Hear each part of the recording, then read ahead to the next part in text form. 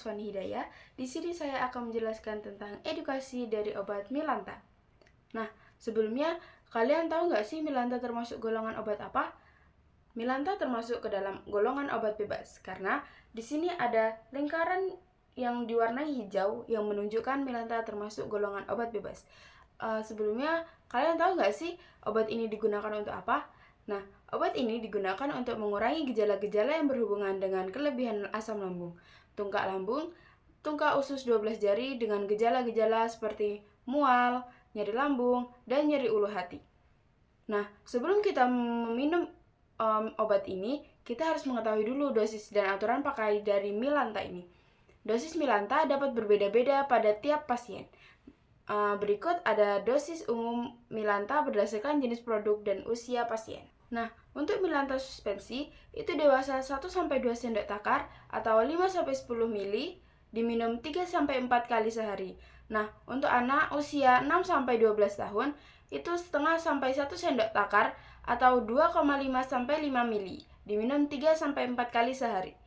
Nah, untuk Milanta tablet, itu untuk dewasa 1-2 tablet diminum 3-4 kali sehari. Untuk anak usia 6-12 tahun, itu setengah sampai 1 tablet atau 3-4 kali sehari. Untuk Milanta Chow dan Melt, itu dewasa 1-2 tablet atau 3-4 kali sehari dan tidak dianjurkan untuk anak-anak.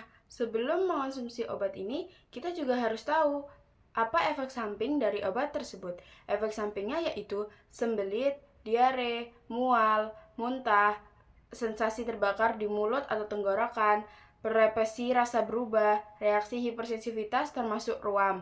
Nah, gejala-gejala tersebut akan hilang bila pemakaian obat dihentikan.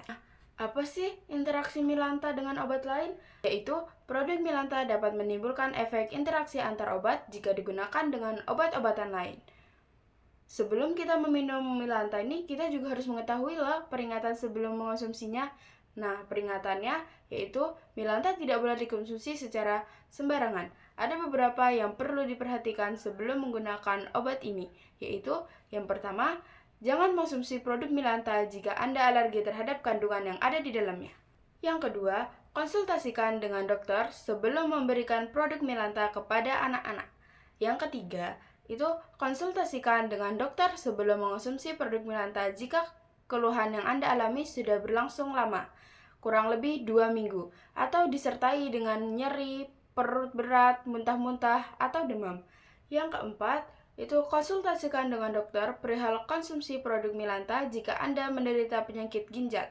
Yang kelima, konsultasikan dengan dokter perihal konsumsi produk Milanta jika Anda sedang menjalani diet atau pola makan rendah magnesium. Yang keenam, yaitu konsultasikan dengan dokter perihal konsumsi Milanta, Seu, dan Melt jika Anda menderita kadar kalsium dalam darah tinggi, kekurangan fosfor, sembelit, atau batu ginjal.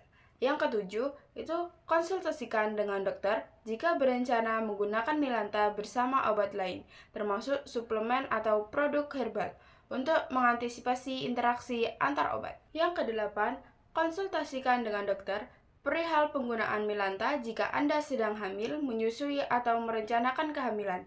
Yang kesembilan, informasikan kepada dokter jika keluhan tidak kunjung mereda setelah 2 minggu menggunakan produk ini, karena Milanta tidak dianjurkan untuk digunakan terus-menerus.